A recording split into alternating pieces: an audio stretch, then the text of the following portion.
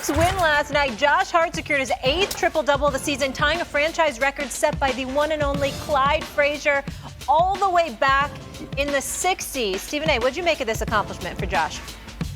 I'm just proud of him because it's pure guts that has turned him into a bona fide NBA player.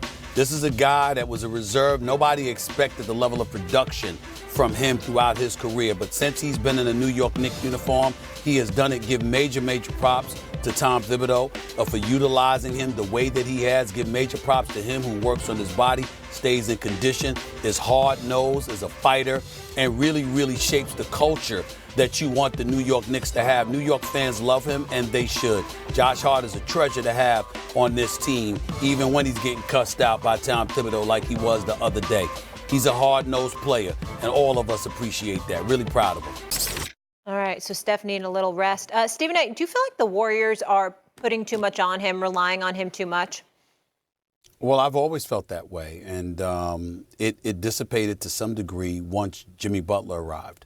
And the reason why I bring up Jimmy Butler's penchant for getting to the free throw line, as Shannon has brought up, that I have said on several occasions, is because when you get to the free throw line, you're able to provide yourself and your teammates rest. And in Steph Curry's case, he absolutely needs that. The guy is 37 years of age. He runs around all the time. Obviously, he's the ultimate marksman the game has ever seen, and Steve Kerr knows that better than anybody because he's made Steve Kerr the coach that he is. And so when you take all of those things into consideration, one must say, all right, how much can one individual take? He's 6'3", he's not 6'9", he can't post anybody up, all right, can't play with his back to the basket and score points in the lane and stuff like that. He makes his money, shooting the basketball, getting open enough to shoot the basketball, creating space for himself, moving around without the basketball, out conditioning everybody. And when you put that kind of load on him, where he's the guy you're constantly looking for, he's only human. One got to ask themselves, how long can you last? And I think that, they've tried, they went out and got him help.